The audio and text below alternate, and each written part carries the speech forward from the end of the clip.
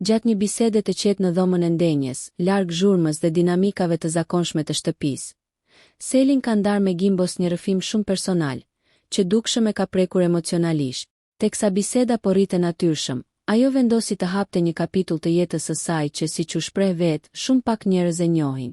Me një ton të ndjerë dhe her pas here duke kërkuar fjalët e duhura, Selin tregoi se në një periudhë të caktuar të jetës së saj, familja e saj kishte kaluar një krizë të fortë.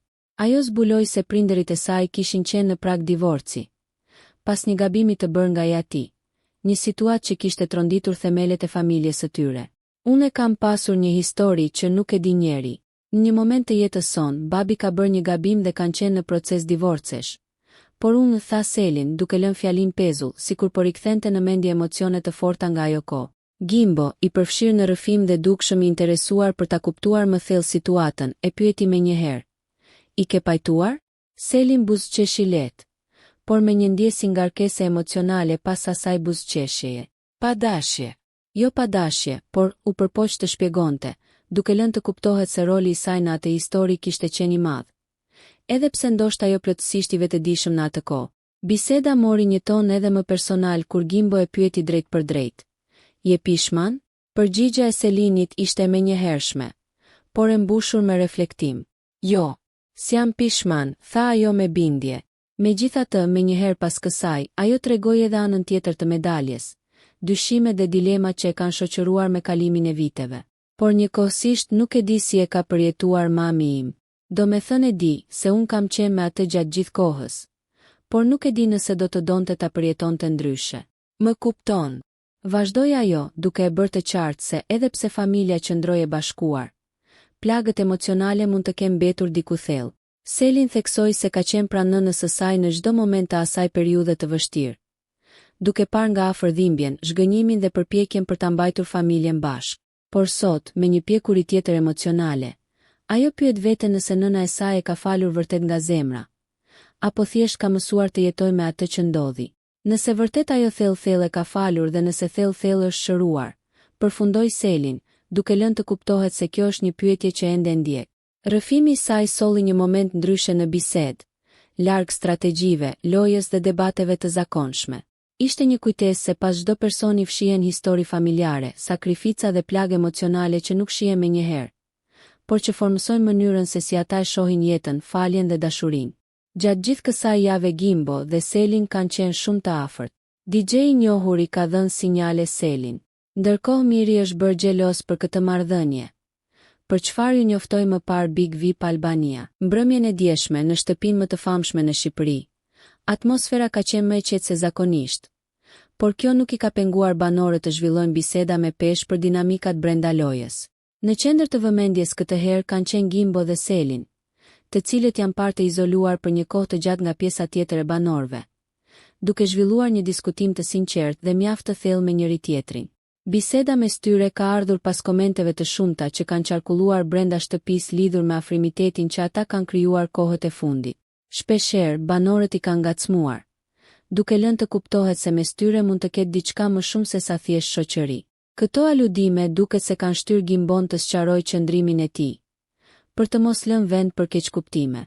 Gjatë diskutimit, Gimbo i është drejtuar Selinit me një ton të qetë dhe të drejtpërdrejtë, duke i theksuar se afrimi i tij ndaj saj nuk ka pasur dhe nuk ka për qëllim të ndikojë apo të prish raportin që ajo ka ndërtuar me Mirin. Ai ka treguar se është i vetëdijshëm për lidhjen dhe afrimitetin që Selin dhe Miri kanë krijuar që në ditët e para të qëndrimit në shtëpi, dhe se nuk dëshiron të shihet si personi që futet mes tyre. Sipas tij, marrëdhënia me Selinin ka lindur natyrshëm nga bashkëjetesa e përditshme dhe momentet që kanë ndarë së bashku, por pa ndonjë prapavi strategjie apo qëllimi të fshehtë. Gimbo ka lënë të kuptohet se e vlerëson shoqërinë e saj dhe komunikimin që kanë, por njëkohësisht respekton kufijtë dhe raportet që ajo ka me banorët e tjerë. Nga ana tjetër, edhe Selin ka ndarë këndvështrimin e saj, duke hedhur poshtë idenë se me saj dhe Gimbos ka pasur ndonjëherë biseda që lidhen me lojën apo strategjitë. Ajo është shprehur se marrëdhënia e tyre ka qenë gjithmonë e bazuar në biseda të zakonshme, në mbështetje dhe në shoqëri, pa kalkulime apo plane për përfitim në lojë. Selin gjithashtu theksoi se nuk është ndjerë në siklet nga situata e krijuar, pavarësisht komenteve dhe ngacmimeve të vazhdueshme nga pjesa tjetër e shtëpisë. Sipas saj, fakti që banorët i përmendin shpesh si dyshe lidhet thjesht me kohën që ata kalojnë së bashku dhe me rehatin që kanë në komunikim me njëri tjetrin. Ajo u shpreh se e merr me sportivitet gjithë situatën dhe se nuk e sheh si diçka negative, përsa kohë që gjithçka është e pastër dhe e sinqertë. Për Selinin, më e rëndësishme mbetet që marrëdhëniet e saj brenda shtëpisë të jenë të qarta dhe pa keqkuptime, si me Gimbon, ashtu edhe me Mirin. Kjo bisedë duket se ka shërbyer si një moment qartësimi mes tyre. Në një fazë të lojës ku çdo afrim, çdo distancim dhe çdo fjalë thënë merr peshë të madhe. Dinamikat në shtëpi po bëhen gjithnjë më të ndërlikuara, dhe marrëdhëniet mes banorëve po testohen jo vetëm nga emocionet, por edhe nga presioni i vazhdueshëm i lojës. Mbetet për t'u parë nëse ky sqarim do të ndikojë në mënyrën se si do të perceptohen Gimbo dhe Seli nga banorët e tjerë, apo nëse ngacmimet dhe aludimet do të vazhdojnë. Një gjë është e sigurt, çdo raport brenda shtëpisë së Big Brother po kthehet në një histori më vete, që po ndiqet me kuriozitet si nga banorët, ashtu edhe nga publiku jashtë. Pjesë nga biseda. Gimbo, desha të bëj një muhabet edhe me ty. Nëse ti mendon që unë jam futur kësaj pune me të prishur ty me Mirin. Selin, kam një vigjilencë, një telepati, është dhurat nga Zoti. Nuk është se kam vetëm unë dhe ta bërtas unë e kam. Kam një instinkt që më funksionon shumë mirë. Unë rrezikun e ndjej.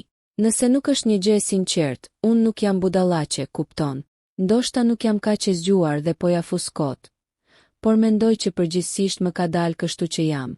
Nuk e di se kujt i thash që unë me Gimbon nuk kam bërë një bisedë loje. Kur jam unë dhe ti, Gimbo, kur jemi të gjithë ne kur se hapim një muhabet të tillë. E nëse do kisha hapur ashtu muhabeti, do kishe dyshime.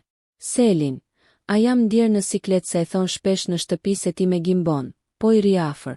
Unë ndihem keq se kam ardhur nga dita një këtu dhe ti tani. Ndoshta kjo gjëja mund të marr për mirë, ndoshta për keq, puna jote, nuk dua të ndikoj. Nëse ju pëlqeu kjo video shkoni në kanalin e YouTube-it Big VIP Albania Kosova, që e gjeni në bio. Mos harroni që të bëni subscribe dhe të klikoni butonin e ziljes që të informoheni për videot më të reja.